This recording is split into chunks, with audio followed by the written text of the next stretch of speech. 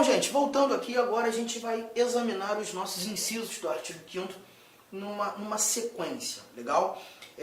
Vamos olhar para os vários dispositivos e vou começar pelo inciso 1º.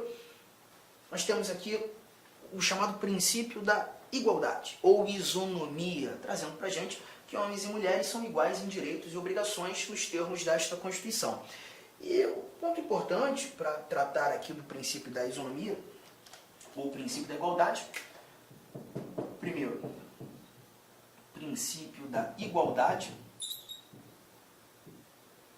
ou também chamado de princípio da isonomia, é simplesmente avaliar nesse cenário, e quando tratando da isonomia, da igualdade, esse princípio ele vai ter duas vertentes, né? É importante lembrarmos da igualdade formal e da igualdade material, que também pode ser chamada de igualdade real, igualdade substancial. E a diferença é muito tranquila. É lembrar que a igualdade formal é a igualdade perante a lei, né? É aquela igualdade que se revela justamente na garantia das várias liberdades, direitos, proteções. Por exemplo, eu tenho a liberdade de credo religioso. Você também. Nós gozamos dessas liberdades de maneira igual. Eu não tenho mais liberdade de credo religioso do que você, ou você tem mais do que eu. Na realidade, nós temos essa liberdade garantida em lei a todos de forma igual. Essa é a chamada igualdade formal. A igualdade em sua melhor semântica. A igualdade que evidencia a efetiva simetria, a efetiva semelhança. Todavia, a igualdade material, ela já parte para um campo de subjetividade. Porque na igualdade material, nós vamos precisar dar um tratamento diferenciado para um determinado indivíduo, para que esse indivíduo alcance, para que tenhamos, né, não um indivíduo, mas para que nós alcancemos um resultado de justiça social. A ideia da igualdade material, ela exige um tratamento diferenciado para igualar. Isso é um tanto quanto estranho, né? Bom, é porque eu não sei se aí da tela você consegue ter noção que eu não sou uma pessoa provida de muita altura, né? Eu sou baixinho pra caramba. Fazer o quê? Eu tenho hoje, eu tenho ainda, assim dizer, 1,66, né? Porque a gente sabe muito bem que quando a idade vai avançando, hoje eu estou com 39 anos, a gente vai diminuindo um pouquinho de tamanho, né? Espero que isso não aconteça comigo, porque senão eu tô ferrado, né? Mas imagine você o seguinte, aquele muro, né, de 1,90 e provavelmente a gente tem alguém aí, né, que goza dessa altura, e aí tá lá aquele meu amigo de 1,90 olhando o que está acontecendo por trás do muro, e surpreso, e sabe, aquelas interjeições, caramba, que não sei o que lá no Rio de Janeiro, a gente costuma falar o caraca, né? Caraca. Eu não sei como é que aqui no Mato Grosso esse caraca é utilizado, mas lá no Rio Grande do Sul, eu estou muito por lá também, um local que eu gosto muito de trabalhar, né? Lá no Rio Grande do Sul eles falam bah, tem o mesmo valor semântico do nosso caraca. E aí, se você está assistindo essa aula em casa agora, vai lá no Instagram, né? Procura o professor.arturdamasceno, prof.arturdamasceno, e me mostra, Arthur, estou vendo o teu vídeo aqui agora. E já que você não sabe como aqui no Mato Grosso a gente mostra essa interjeição de surpresa, né? É dessa maneira. Aí você me avisa, me fala que eu já vou guardar. Aí tá lá, olhando aqui, meu Deus, o que está acontecendo? E eu passo assim, eu falo, gente, rapaz, o que você está fazendo aí? O que está acontecendo? Aí ele vira para mim e fala assim, vem ver. Poxa, ele vai me atrapalhar a vida, né? Porque se o muro tem 1,90, como é que eu vou ver? Não, eu arrumo um jeito. Eu vou buscar algo que me garanta a mesma visão de mundo que ele tem. Então eu percebo que subindo em algo, eu vou ter a mesma visão de mundo. O resultado vai ser de igualdade. Mas para que esse resultado de igualdade fosse possível, eu precisei de um tratamento diferenciado. A brincadeira, né, é boa porque ela consegue refletir para a gente o que é a igualdade material, ou também chamada de real, substancial. A igualdade material ela não está no tratamento, muito pelo contrário. O tratamento precisa ser diferente para que consigamos ter um resultado de igualdade. E aí vem aquela célebre frase de Rui Barbosa, né? A lei precisa desigualar os desiguais na medida de suas desigualdades. Tratamento diferenciado para quem precisa ser tratado de maneira diferente. E a finalidade desse tratamento diferenciado é encontrarmos justiça social.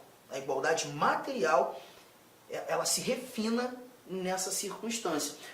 Você tem aí, né, várias questões nesse sentido. O processo de cotas, inclusive para concurso público. Você tem eventuais bolsas do governo, que são ações afirmativas, como agora o Auxílio Brasil, né, o recente benefício. Questões relacionadas à assistência social, né, os benefícios da assistência social são destinados a quem necessita, independentemente do indivíduo ter ou não contribuído.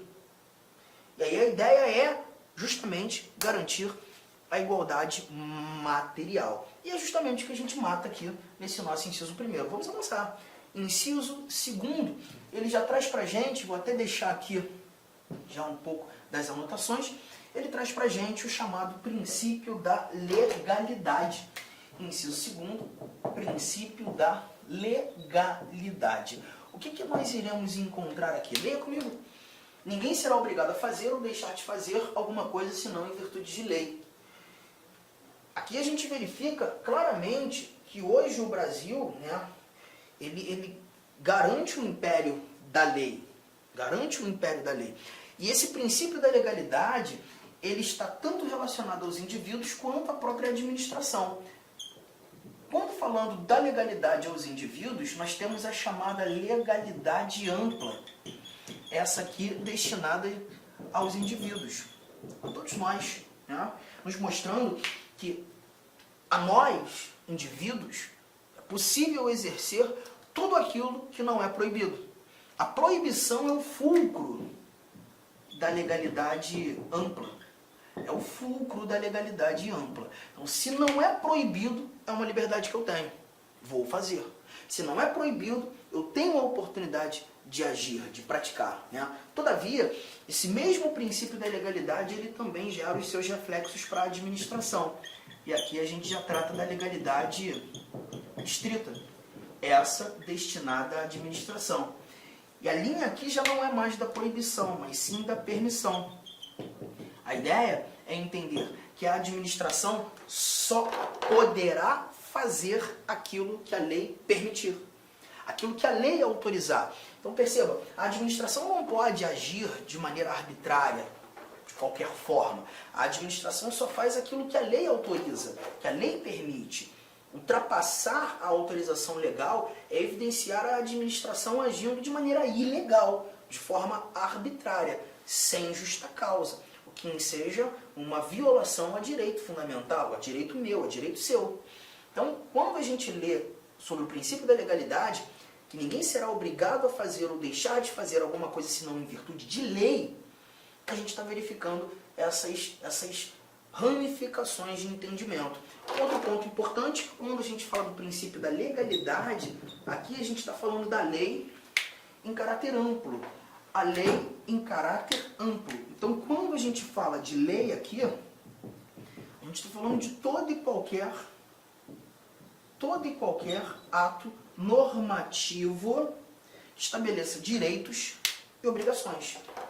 Essa é a ideia da lei no âmbito do princípio da legalidade. Tá? Então perceba, medidas provisórias, por exemplo, são atos legislativos criados pelo presidente da República. O presidente da República edita medidas provisórias. Só que o artigo 62 da nossa Constituição, você pode conferi-lo, traz pra gente que a medida provisória não é lei, tem força de lei.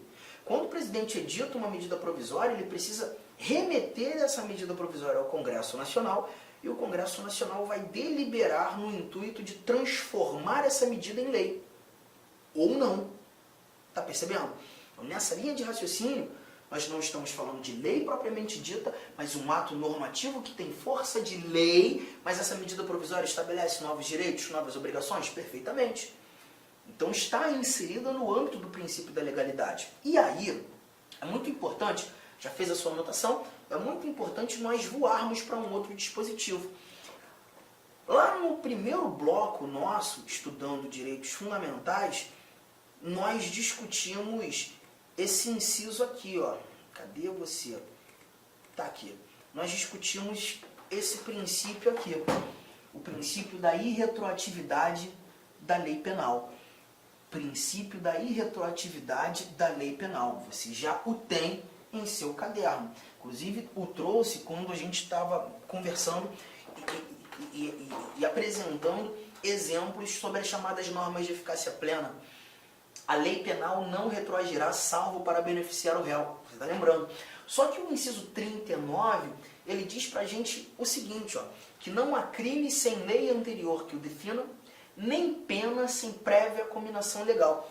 Engraçado, quando você está estudando direito penal, é muito normal os professores apresentarem essa mesma literalidade aqui, essa mesma informação do dispositivo, no inciso 39, com o princípio da legalidade. Mas eles costumam dizer princípio da legalidade penal. E essa mesma informação é nada mais nada menos do que o artigo 1º do Código Penal, né? Mas aqui no âmbito do direito constitucional, nós constitucionalistas costumamos apontar esse princípio como o princípio da reserva legal e não o princípio da legalidade. A legalidade para a gente é justamente aquele dispositivo que versa aqui: ninguém será obrigado a fazer ou deixar de fazer alguma coisa senão em virtude de lei. Já conversamos. O 39, princípio da reserva legal.